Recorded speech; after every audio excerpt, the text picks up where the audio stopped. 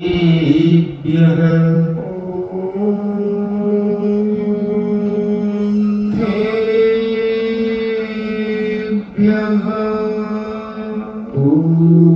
नमः सिद्धेभ्यः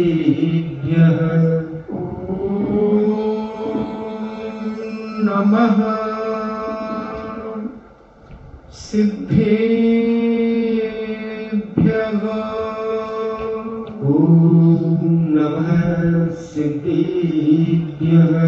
पंच परमेष्टि भगवान की जय। अहिंसामयी वीतराग विश्व धर्म की जय। देवादिदेव 1008 श्री आदिनाथ भगवान की जय। देवादिदेव 1008 चिंतामणि घोर उपसर्ग विजेता श्री पार्श्वनाथ भगवान की जय। देवादिदेव 1008 शासन नायक बाल ब्रह्मचारी भगवान महावीर स्वामी की जय। परम पूजनीय आचार्य शिरोमणि गुरुवर श्री कुंद कुंद महामुनि राज की जय। परम पूजनीय आचार्य शिरोमणि गुरुवर श्री विद्यासागर जी महामुनि राज की जय। परम पूजनीय निर्यापक श्रमण मुनि श्री सुधा सागर जी महाराज की जय। परम पूजनीय 3 कम 9 करोड़ महामुनि राजों की जय। तपोदय अतिशय क्षेत्र की जय। प्रभु जी श्री लक्ष्मी गंभीर सागर जी महाराज की जय। इच्छा चर्चा चल रही है अरहत भक्ति की, अनंत भगवान की भक्ति भावना। 16 कारण भावना में वैयागत भावना के बाद अरहत भक्ति का क्रम आता है। अरहत भगवान की भक्ति करना, पहले तो अरहत भगवान की पहचान करना कि अरहत कौन है। आजकल बहुत सारे लोग अपने बच्चों का नाम भी अरहत रख लेते हैं, दुकान का नाम भी अरहत ट्रेडर्स रख लेते हैं, अरहत स्टोर रख लेते हैं। तो कुछ भी एक कोई पनडुब्बी भी अरिहंत पनडुब्बी ऐसी कुछ भी बन गई थी। इसलिए जैनाचार्यों ने कहा कि हम नाम के उपासक नहीं हैं, क्योंकि नाम संज्ञा किसी की भी रखी दी जा सकती है। स्थापना निक्षेप से, नाम निक्षेप से रखने में कोई बाधा नहीं है, रख सकते हैं। मगर एक अरहंत जिसे कहा, सर्वज्ञ जिसे कहा, वो कैसा होना चाहिए, उसके लिए उन्होंने थर्मामीटर बनाया कि तुम चाहे जिसे अनंत मत मान लेना, क्योंकि बहुत सारे दुनिया में देव हैं, बहुत सारे देव हैं, और न जाने दुनिया में कितने कितने लोग उनकी पूजा अर्चना करते हैं, बड़ी भक्ति और श्रद्धा से उनका समर्पण करते हैं। देव कहते हैं, देवादिदेव कह देते हैं, क्योंकि हम किसी के मुंह में पारा नहीं लगा सकते, इन्हें किसी का मुंह बंद नहीं कर सकते। वो अपने अपने हिसाब से भक्ति करेगा। भक्ति में कोई बंदेज किसी के लिए नहीं किया जा सकता। जिसकी जहां मर्जी हो वहां भक्ति करे। कोई पेड़ को भगवान मानता है, कोई नदी को भगवान मानता है, कोई पहाड़ों को भगवान मानता है, कोई किसी पाषाण को मानता है। इसलिए तो कबीर ने कह दिया, पहाड़ पूजे हरि मिले, एक चक पहाड़ पूजे हरि मिले, ऐसा कुछ बोला। पत्थर पूजे हरि मिले, मैं पूजू पहाड़, तासे तो चक्की भली 30 खाए संसार। कबीरदास ने इतनी बड़ी बात कही थी। कबीर भी एक बहुत बड़े आध्यात्मिक पिता थे। उन्होंने बहुत कुछ समय साथ जी का सहारा लेकर अपने दोहे, अपनी चौपाइयां बनाई। लोग समझ नहीं पाए, न पत्थर को समझ पाए, न पहाड़ को समझ पाए, न चट्टी को समझ पाए। भगवान की स्थापना तदाकार और अतदाकार दो प्रकार की स्थापना होती है। एक किसी को भी भगवान मानकर रूप बना लेना, वो अतदाकार, और एक तदाकार, जिस प्रकार के भगवान थे उस प्रकार का रूप बनाना तदाकार स्थापना है। आज पंचम काल में अतदाकार का निषेध किया है जैनाचार्यों ने। अतदाकार किसी को भी भगवान, जैसे शतरंज की गोटी में रानी, राजा, घोड़ा आदि मान लेते हैं। तो ऐसे हमें अरंत को नहीं मानना है कि किसी को भी अरंत मान लिया। इसलिए कल मैंने तुम्हें, परसों मैंने तुम्हें 18 दोषों के बारे में बताया कि जिनके पास ये 18 दोष नहीं होते हैं वह हमारे अनंत भगवान हैं।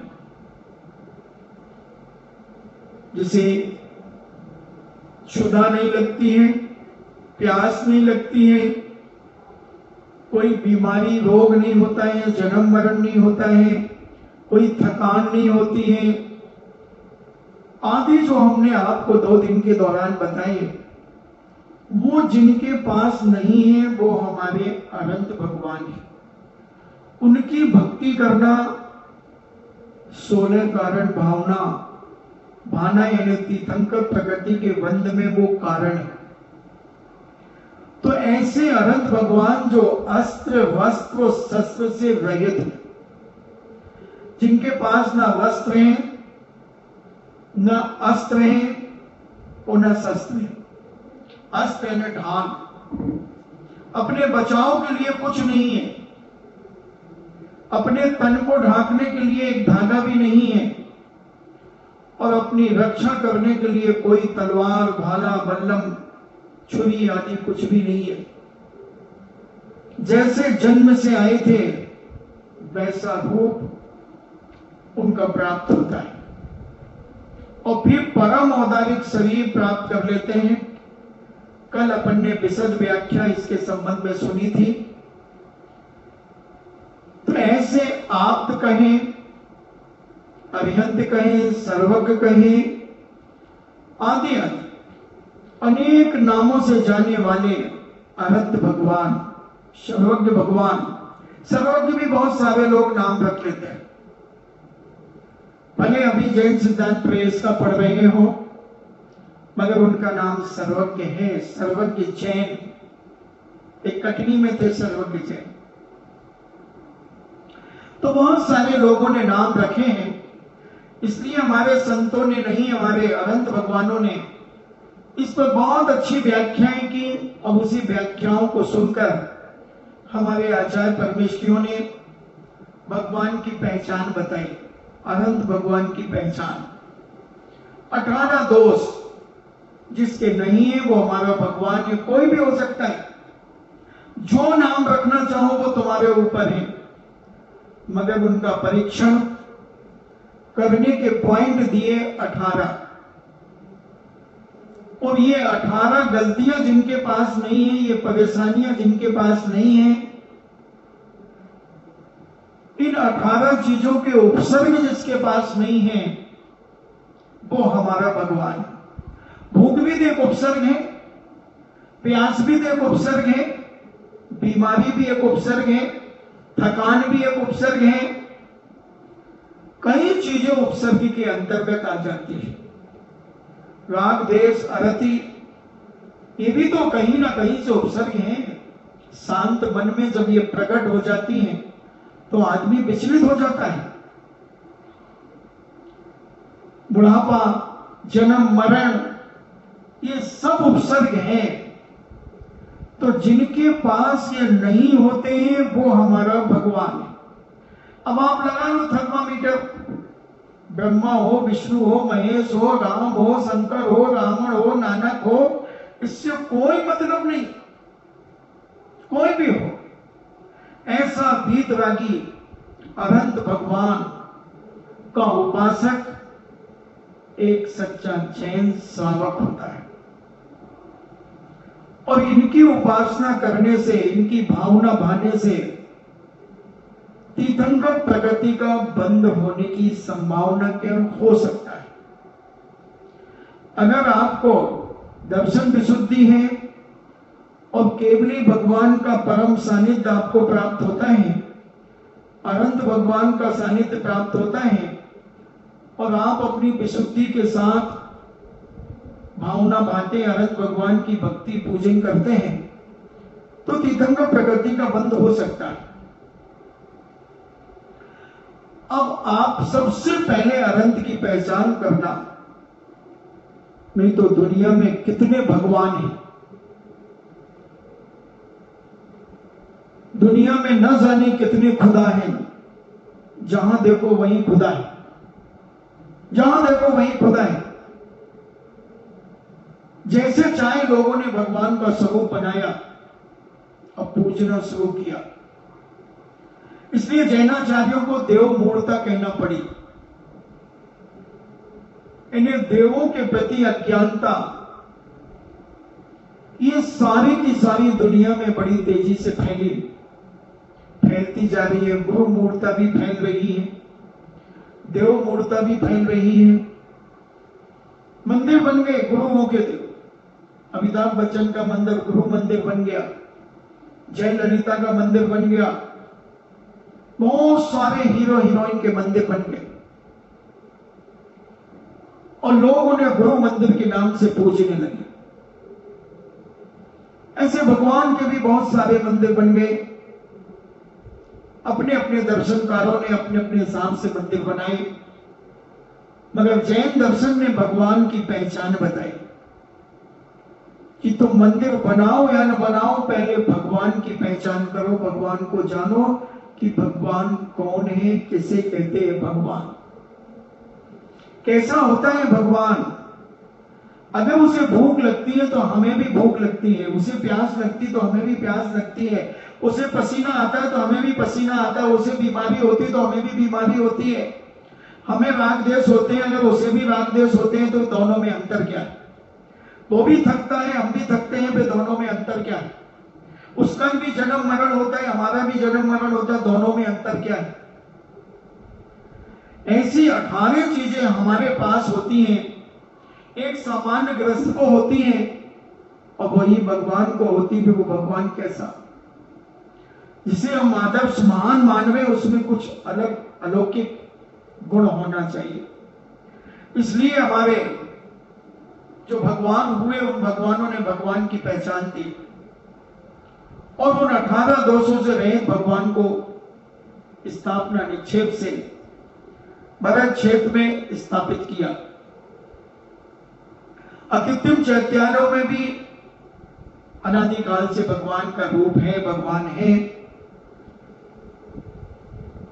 और स्थापना निक्षेप से कर्मभूमि में जब भरत क्षेत्र और ऐरावत क्षेत्र में भगवान मोक्ष को प्राप्त हो जाते हैं, मोक्ष का रास्ता बंद हो जाता है, तब भगवान की हम स्थापना निक्षेप से स्थापना करते हैं। जैसे भरत चक्रवर्ती ने जब भगवान ऋषभनाथ जी को मोक्ष हुआ, तब वो रोने लगे, उनकी आंखों में आंसू आ गए। तब ऋषभ सेन गणधर पूछते हैं, हे चक्री, तुम क्यों रो रहे हो? कि तुम्हारे पिताजी को मोक्ष हो गया, ऋषभनाथ भगवान को मोक्ष हो गया, इसलिए तुम रो रहे हो? बोले नहीं। फिर किस लिए रो रहे हो ये बताओ।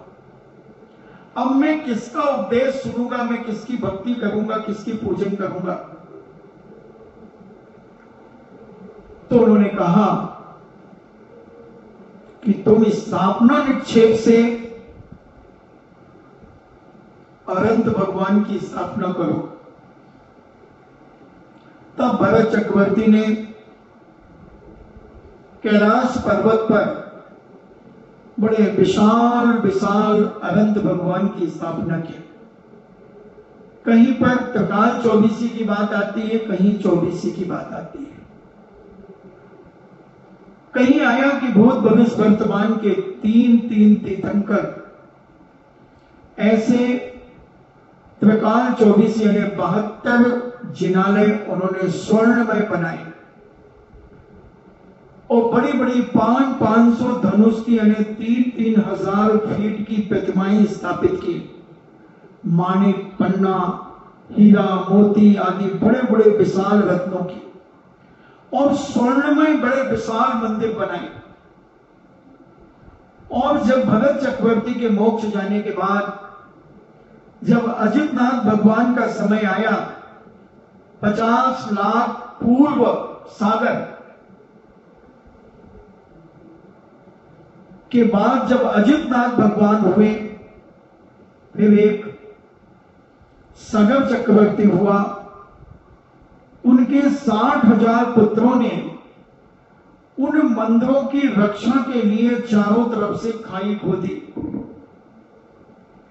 तो ऐसे विशाल अनंत भगवान के मंदिर चक्री ने निर्माण कराए और उनकी भक्ति, उनकी पूजन बहुत सारे श्रावक श्राविकाओं ने की। देवताओं ने भी की होगी, क्योंकि देवता तो यज्ञ तक विचरण करते रहते हैं भवनी तक के अधिकतर। तो उन्होंने जब इतने विशाल मंदिरों को कैलाश पर्वत पर देखा होगा तो उन्होंने भी भक्ति की होगी। तो ऐसे अनंत भगवान जो 18 दोषों से रहित, इनको आप्त भी कहते हैं और इनके और भी नाम हैं। पूज्य समन्वत स्वामी ने स आप्तः, वह आप्त परमेष्टि, परमेष्टि के नाम से भी जाने जाते। परम ज्योति, परम ज्योति के नाम से भी जाने जाते हैं। विरागः, विराग के नाम से भी जाने जाते हैं। विमलः, विमल के नाम से भी जाने जाते हैं। कृति, कृति यानी कृति के नाम से जो कृतकृत हो गए हैं। सर्वज्ञ, जो सर्वज्ञ हैं। आदि, अनादि, मध्यांत, जो आदि मध्य और अंत इससे रहित हैं। सार्वा, जो सर्व हित करता है, सर्व हितंकर, सारे जीवों के हित करने वाले हैं। शास्ता, और जो हितोपदेशक हैं।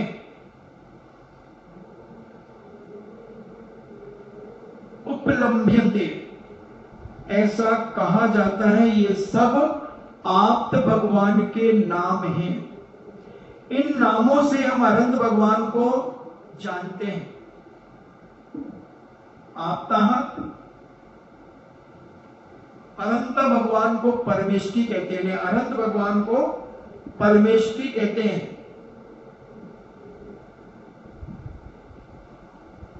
परमे तिष्ठति परमेष्टि, इस व्युत्पत्ति के अनुसार वे इंद्रादिक के द्वारा वंदनीय परम पद में स्थित होते हैं, इसलिए उन्हें परमेष्टि कहते हैं।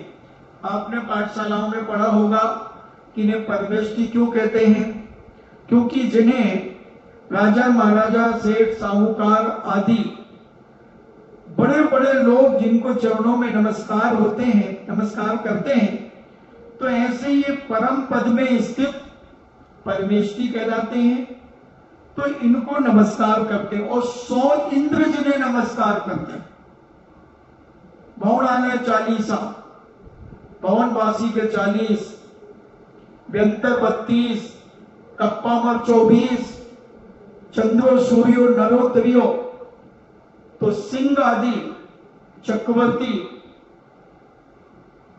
और सूर्य चंद्रमा, ये सारे मिलकर के 100 इंद्र हो जाते हैं। और ये भगवान को नमस्कार करते हैं, इसलिए ये परमेष्टि कहलाते हैं। ऐसे ये परमेष्टि अनंत भगवान परम ज्योतिर या शाश्वत परम ज्योति है। इन्हें जिन्होंने केवल ज्ञान से सहित होने के कारण परम ज्योति कहलाते हैं। इन्हें परफेक्ट नॉलेज हो गया, मति ज्ञान शुद्ध ज्ञान तो सभी को होता है, मगर तीर्थंकर जो जन्म लेते हैं वो जन्म से 3 ज्ञान के धारी होते हैं, मति ज्ञान, शुद्ध ज्ञान और अवधि ज्ञान। और दीक्षा लेते ही इन्हें मन पर्याय ज्ञान हो जाता है। और ये मन पर्याय ज्ञान क्या है कि आपके मन में क्या आप सोच रहे हैं, क्या सोचेंगे, क्या सोच लिया है, भूत भविष्य वर्तमान की सोची हुई बातों को ये जानते हैं। अभी जैसे तुम सबके बारे में वो जानते हैं कि तुम क्या सोच रहे हो, कि कल अपन को चौके में क्या बनाना है, कल कौन सी सब्जी बनाना है, कल कौन से महाराज आ सकते हैं, अनुमान ज्ञान चल रहा होगा। तो चिंतित और अर्ध चिंतित जो तुम्हारे मन में चलता वो मने पर्याय ज्ञानी भगवान मुनिराज भी जानते हैं। मने पर्याय ज्ञान जिनके मन में, मने पर्याय ज्ञान जो आपके मन की बात को जान लेते हैं, ऐसे भी हमारे मुनिराज होते हैं। चिंता मत करना, पकड़ में आ जाएंगे, सब सोच पकड़ में आ जाएगा तुम्हारा कि तुम क्या सोच रहे हो। अपने अपने सोचने के तरीके हैं और उन्हें तो दोनों विपुलमती और विषुमती, विषुमती तो सीधा सीधा जान लेता, मगर जो विपुलमती है वो तुम कुटिलता से भी सोचो, तुम्हारे मन में चल रहा हो कल लघु का बनाना कि नहीं बनाना, तो वो भगवान जान जाएंगे कि लघु का बनाएगी, ये सोच रही है। यानी भगवान के ज्ञान से, उन मुनिराज के ज्ञान से तुम कभी ऊन नहीं हो सकते। ऐसा ज्ञान उनके अंदर है कि आपके मन की बात हर तरफ से पकड़ लेंगे। तुम कहीं भी छुप करके चले जाओ, मगर उनके ज्ञान में तुम झलकोगे।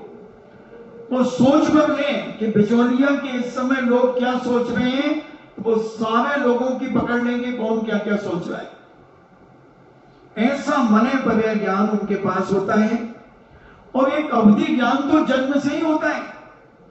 और अवधि ज्ञान बताते हैं, जब भगवान महावीर स्वामी और नेमिनाथ के जीवन की घटना जो शास्त्रों में मैंने पढ़ी वो तुम्हें सुनाता हूं।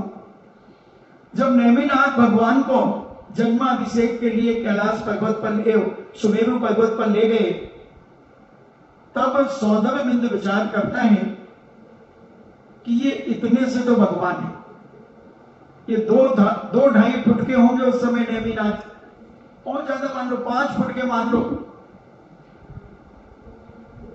तो ये इतने से हो, मैं इतना बड़ा कलश इनके ऊपर डालूंगा। कितना बड़ा कलश, 8 योजन गहराई वाले, 4 योजन चौड़ाई वाले, 1 योजन मुख के कलश, यानी 96 किलोमीटर गहरा,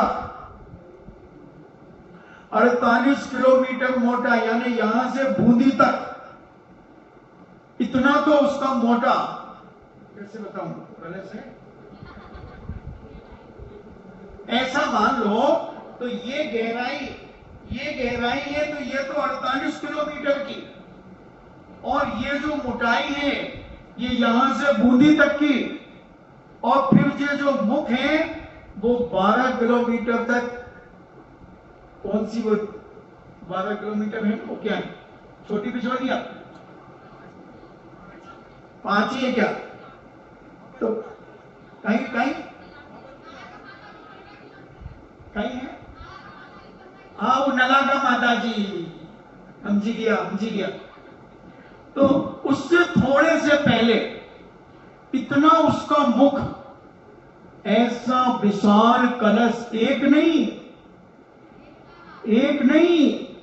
1008 कलश उस बच्चे पे डाले जाएंगे। अगर तुम्हारे बच्चे पर जन्म का जब प्रियांशु जन्म लिया था, अब उस समय ये छोटी सी कलसिया उसके ऊपर डाल दे तो ऐसे करता वो बच्चा। तो सौदरविंद के मन में शंका आ गई। उसी समय नेमिनाथ भगवान ने अवधि ज्ञान लगाया और कहता तू समझ क्या रहा है मुझे। और एक बार सांस लेकर के जो छोड़ी तो सारे देवता उड़ने लगे जैसे पत्ते उड़ रहे हैं। उन्हें दिखा दिया अपने बल की शक्ति के अतुल बल का धारी हूं जन्म से, क्या समझता है तू। और सौदरविंद कहता है बस भगवान समझ गए, हमजी गया। और 1008 हाथ बना करके एक साथ कलश डाल दिए। कई देवता तो बह गए उस जल में, डुबकियां लगाने लगे, मगर भगवान तो टस के मस नहीं हुए। ऐसे ही शंका भगवान महावीर स्वामी के समय पर हुई कि ये तो और छोटे हैं, ये तो 7 ही हाथ की पूरी हाइट होगी इनकी, तो ये जन्म के मुश्किल से 2 फुट के होंगे। अब 2 फुट के बच्चे के ऊपर इतने बड़े कलश डालना। तो महावीर स्वामी ने अवधि ज्ञान लगाया, इतनी देर से बैठाया, कलश नहीं डाल रहा, देख मेरी शक्ति। और पैर के अंगूठे से धीरे से सुमेरु पर्वत को दबा दिया, पर्वत हिल गया। तो समझ गया सौदरविंद कि ये अतुल बल के धारी। अवधि ज्ञान भूत भविष्य वर्तमान की बातों को जानता है। ये इंद्रिय और मन की सहायता के बिना अवधि ज्ञान होता है। मति ज्ञान शुद्ध ज्ञान तो इंद्रिय और मन की सहायता से मति ज्ञान होता है। ये तो सामान्य सबको है, मगर जो तीर्थंकर जन्म से अरहंत बनेंगे उन्हें 3 ज्ञान जन्म से होते हैं। और चौथा ज्ञान दीक्षा लेते ही मन पर्य ज्ञान हो जाता है। वो सबके मन की बातों को जानते हैं। फिर उसके बाद केवल ज्ञान जब अरहंत पद प्राप्त करते हैं, तब जिसे हम केवल ज्ञान कहते हैं या परफेक्ट नॉलेज कहते हैं, इन्हें संपूर्ण ज्ञान उनके पास आ जाता है। और ये चारों ज्ञान विनय को प्राप्त हो जाते हैं। ऐसा वह केवल ज्ञान, वह संपूर्ण ज्ञान जिन्हें प्राप्त हो जाता है, वो अरहंत भगवान कहलाते हैं। ऐसे अरहंत भगवान की भक्ति करना तीर्थंकर प्रगति के बंध में कारण है। सामान्य केवली भी चलेंगे, मूक केवली भी चलेंगे, तीर्थंकर केवली भी चलेंगे। 7 प्रकार के केवली होते हैं। कोई भी केवली का शुद्ध केवली भी चलेंगे, वो उनका परम सानिध्य आपको मिल जाए तो आप तीर्थंकर प्रकृति का बंद कर सकते हैं। तो ऐसे हमने 10 जन्म के अतिशय, केवल ज्ञान के 10 अतिशय, 14 देवकृत और अनंत अष्ट प्रातिहार और अनंत चतुष्टय, इन सब की व्याख्या लगभग 2-2.5 महीने में करके तुम्हें सुनाई थी। इसलिए हम उसे रिपीट नहीं कर रहे हैं। हम तुम्हें अरहंत भगवान की बता रहे हैं कि अरहंत भगवान कौन है। अब अरहंत को परमेष्टि कहते हैं, परम ज्योति। तो जब उन्हें केवल ज्ञान की प्राप्ति हो जाती है, तब वो परम ज्योति कहलाते हैं। केवल ज्ञान से सहित होने के कारण परम ज्योति कहलाते हैं। विरागो रागो यस्य सा विरागा। और इस व्युत्पत्ति के अनुसार राग रूप भाव कर्म के नष्ट हो जाने से वो विराग होता है, विराग हो जाते हैं। इन्हें जिसका राग बीत गया है, ऐसे बीत रागी विरागा, ऐसे विराग हो जाते हैं, इन्हें राग से रहित हो जाते हैं।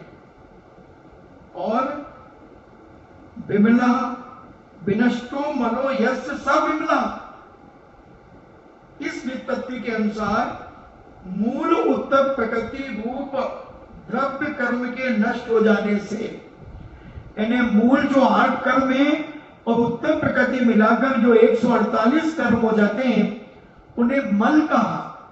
वो मल जिनका नष्ट हो जाता है वो विमल हो जाते हैं। वो विमल गुटखा मत समझ लेना, केसर युक्त। पेपर के ऊपर आता ना विमल, केसर युक्त, वो विमल की बात नहीं कर रहा हूं मैं। इधर विमल भगवान को उपमा दी गई है जिनके द्रव्य कर्म नष्ट हो जाते हैं, यानी मूल उत्तर प्रकृतियां जिनकी नष्ट हो गई है, तहस नहस हो गई है, समाप्त हो गई है, ऐसा मल जिनका साफ हो गया है, ऐसे विमल विमल ऐसे विमल हैं, भगवान का नाम विमल कहे जाते हैं। मने नेति कृति, इस व्युत्पत्ति के अनुसार समस्त है उपादेय तत्वों के विषय में विवेक संपन्न होने के कारण कृति कहलाते हैं। यानी जिनमें अच्छा क्या है, बुरा क्या है उपादेय, छोड़ने योग क्या है, ग्रहण करने योग क्या है, तो हे तत्वों के विषय में विवेक संपन्न होने के कारण इनको अच्छे बुरे का विवेक उत्पन्न हो गया है, उससे ये संपन्न है, इसलिए इनको कृति कहते हैं।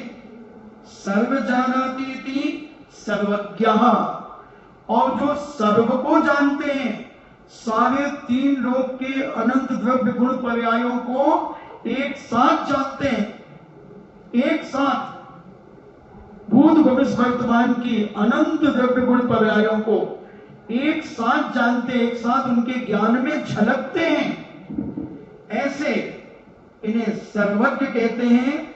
इस व्युत्पत्ति के अनुसार समस्त पदार्थों को साक्षात्कार करते हैं, साक्षात्कारी हैं, ऐसे होने से इन्हें सर्वज्ञ कहलाते हैं।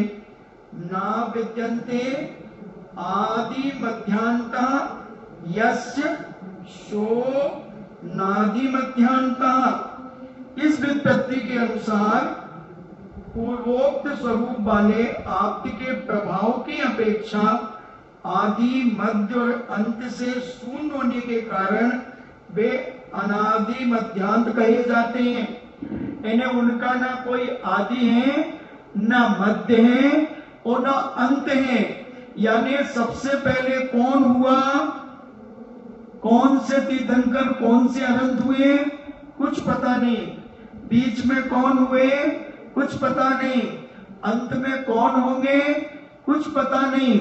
इसलिए इनको आदि मध्यांता, एक नाम इनका अनादि मध्यांता कहे जाते हैं। और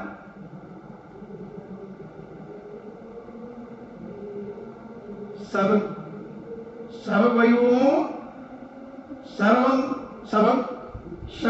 हिता शार्वा। इस व्युत्पत्ति के अनुसार इस लोक परलोक का उपकार करने वाले, मार्ग को दिखलाने वाले सार्व कहलाते हैं। एक नाम भगवान का सार्वी है।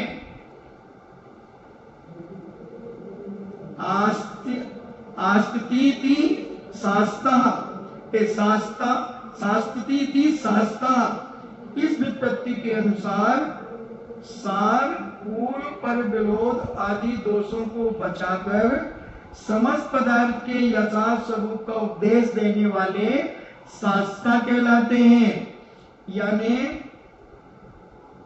दोषों को बचाकर, किसी भी प्रकार का कोई दोष समस्त पदार्थों के जो जिसका जैसा स्वरूप है उसका वैसा व्याख्यान करते हैं, उपदेश देते हैं, इसलिए इन्हें शास्ता कहते हैं।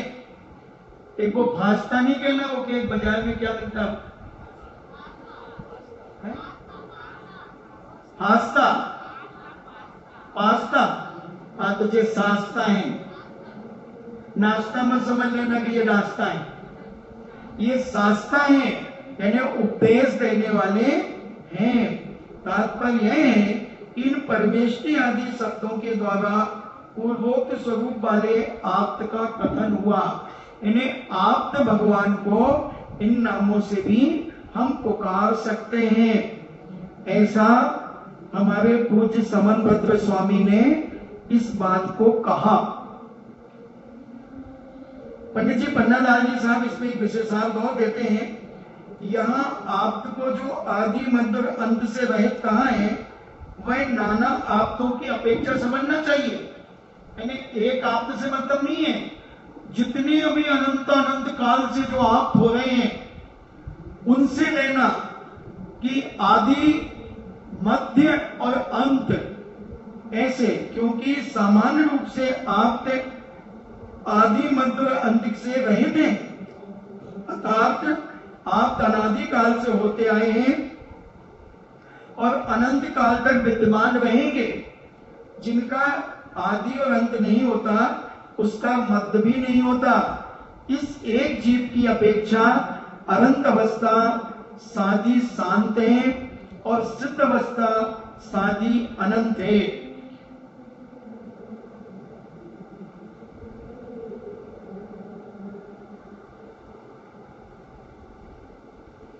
तो ऐसे अनंत भगवान को हम समझें। कहीं भी मस्तक नहीं झुकाना। हम न जाने कहां कहां मस्तक झुका देते हैं। कोई यक्षिणी को भी मस्तक झुका देता है। अरे ये तो भगवान के सेवक हैं, इनको मस्तक झुकाना यानी मिथ्यात्व का पोषण करना। क्योंकि इनके तो सारे दोष, ये तो पति पत्नी जैसे हैं यक्षिणी। जैसे आप वर्तमान में पति पत्नी हैं, ऐसे ही यक्षिणी भी स्वर्ग में पति पत्नी के समान है। भले उनको यक्षिणी नाम से विभूषित करो, देव देवी के नाम से करो। जैसे भोग भूमि में आर्य और आर्या कहते हैं, यहाँ कर्म भूमि में स्त्री पुरुष कहते हैं और स्वर्गों में देव और देवी कहते हैं। तो ये भगवान के यक्षिणी होने से पूजनीय नहीं हो गए। इनसे बड़ा तो सौदर्मिंद्र है। सौदर्मिंद्र छायक सम्यक दृष्टि है। और जितने भी ये यक्षिणी होते हैं ये भवनत्रज्ञ होते हैं और भवनत्रज्ञ जीव जन्म से नियम से मिथ्या दृष्टि होते हैं। फिर बाद में सम्यक दर्शन प्राप्त कर लेते हैं। तो सम्यक दर्शन प्राप्त कर लिया तो इसका मतलब नहीं कि वो पूजनीय हो गए। फिर तो सबको ढोक लगाओ, सभी सम्यक दृष्टि है। व्यवहार में की अपेक्षा, चरणानी योग की अपेक्षा, तो इन सबको आप नमोस्तु करो, सबको नमस्कार करो, सबको चावल चढ़ाओ। नहीं, अगर ये आप करते हैं, चाहे वो कोई भी हो सकती है, किसी भी भगवान की यक्ष और यक्षिणी हो सकती है, उनको अगर आप नमस्कार करते हैं तो देव मूलता के अंतर्गत आएंगे। आपका सम्यक दर्शन विकलांग हो जाएगा, अपाहिज हो जाएगा, लंगड़ा हो जाएगा। इस पर हमने शुरू में, चतुर्मास के शुरू में इसकी व्याख्याएं बहुत विस्तार से की है। इसलिए हमें समझना है कि हम कहीं जैन कुल में जन्म लेकर मिथ्यात्व का पोषण तो नहीं कर रहे हैं, देव मूर्ता में तो नहीं उलझे हैं, गुरु मूर्ता में तो नहीं उलझे हैं, शास्त्र मूर्ता में तो नहीं उलझे। ये तीन मूर्ताएं भी हमारे जीवन में बड़ी खतरनाक है।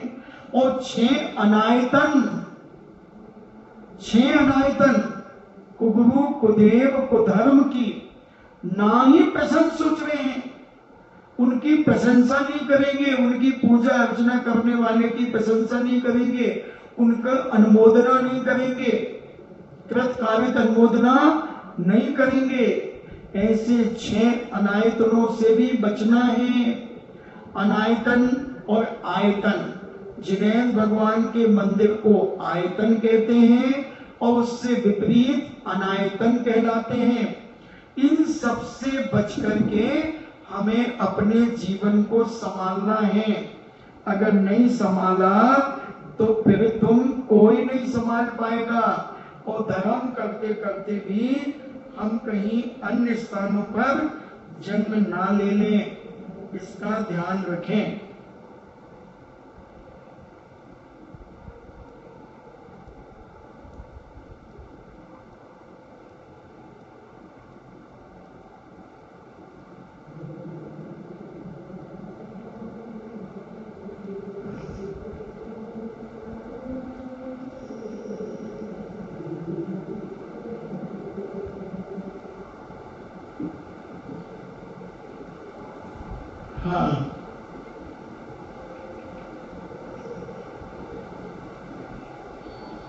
साधुओं को भी वितरण हो सकता है।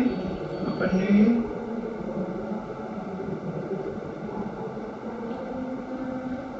प्रगाहन करते समय ये हो गया था क्या?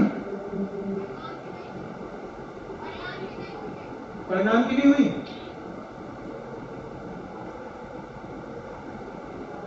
हाँ ठीक, ये पाटा लगाते समय की बातें हो गई।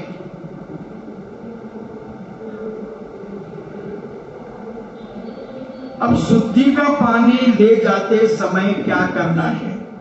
कह लो कह दो। शुद्धि का पानी ले जाते समय क्या करना? सर्दी का मौसम है तो अच्छा गर्म पानी ले जावे, यानी कमंडल में भरने के लिए अच्छा गर्म पानी ले जावे। गर्मी का मौसम है तो थोड़ा गुनगुना पानी ले जावे, लेकिन प्रासुक ही ले जावे। शुद्ध वस्त्र पहनकर शुद्ध जल ही ले जावे, शुद्ध जल, शुद्ध कपड़े पहनकर। पानी का बर्तन ढककर ले जावे। बारिश के मौसम में विशेष ध्यान रखें कि बारिश के पानी की एक बूंद भी आपके जग में ना गिर जाए, क्योंकि बिना छना पानी बारिश का और तुम्हारा पानी गर्म, दोनों ठंडे गर्म मिल जाएंगे, ठंडे जीव मरण को प्राप्त हो जाएंगे, वो पानी फिर शुद्ध नहीं रहेगा। कमंडलों में पानी डालने के पहले उसको हाथ डाल करके देख लें, यदि गीला हो तो पहले उसे सुखा लें, फिर उसमें पानी डालें। पानी अनुपात से डालें ताकि श्रावक का घर दूर हो तो साधु को कमंडल उठाने में तकलीफ ना हो। अब मान लो तुम यहां से पड़गा करके बिजौलिया ले गए, अब 2-2.5 किलोमीटर तक साधु अंजलि लेकर के और कमंडल लटका करके कैसे जाएगा? इतना पानी डालो कि हाथ पैर धुल जाएं, और पैर धुल जाएं चौके में जाने पे। आधे से ज्यादा पानी देने नहीं चाहिए।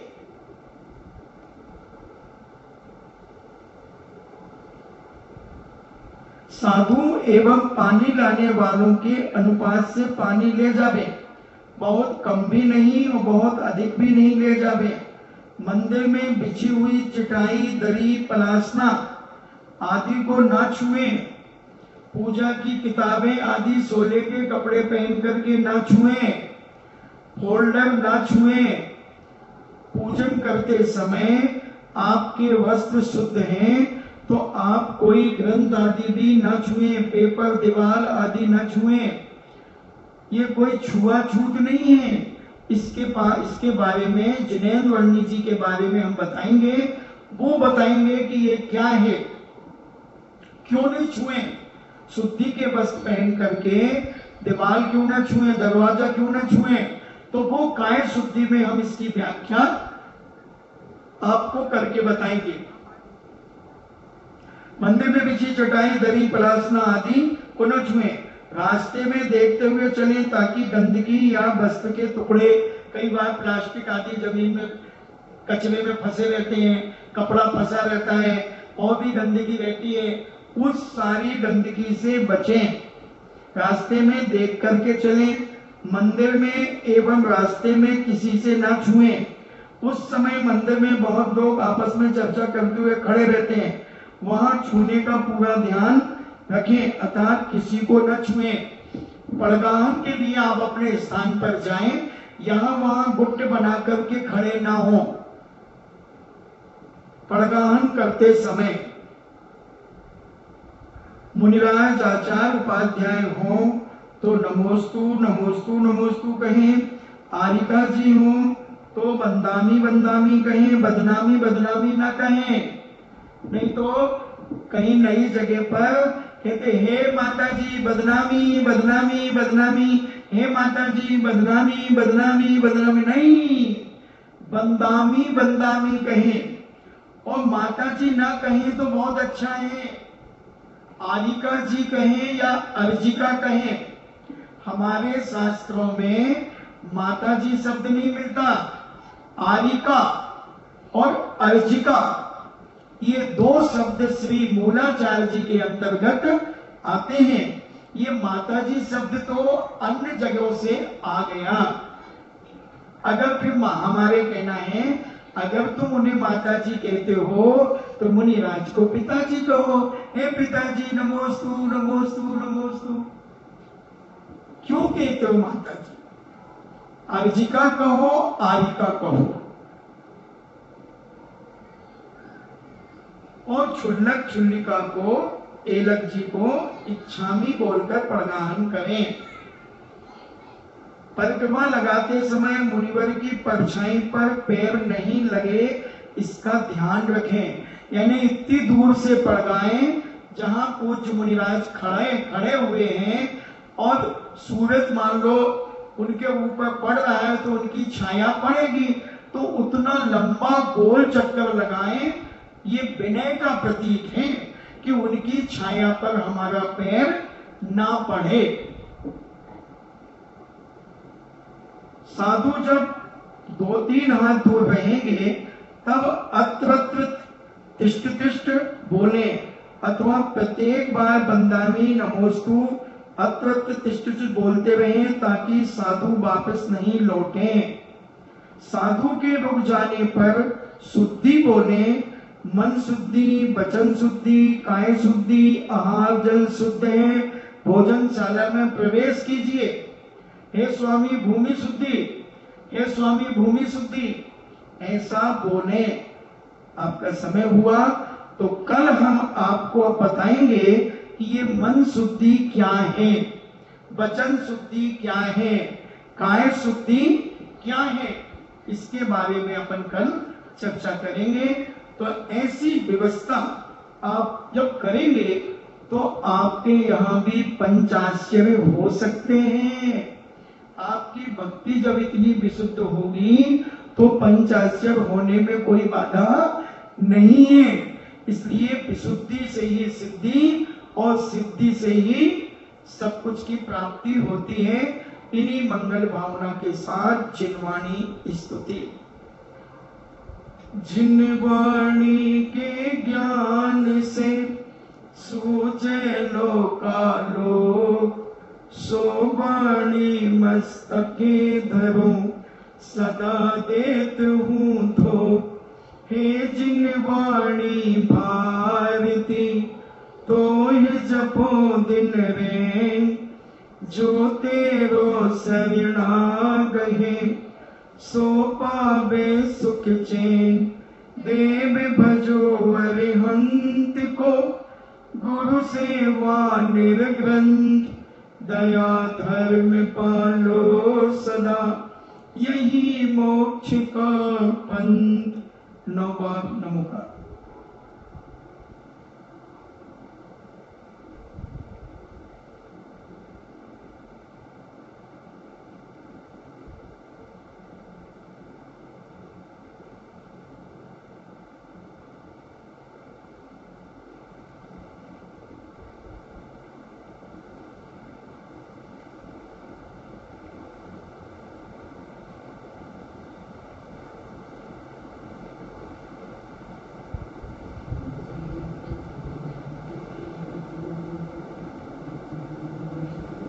परम पूज्य तादृशां जिनवाणी माता की शुद्ध देवता शुद्ध देवता शुद्ध देवता जैनम जेतु शासनम जैनम जेतु शासनम जैनम जेतु शासनम।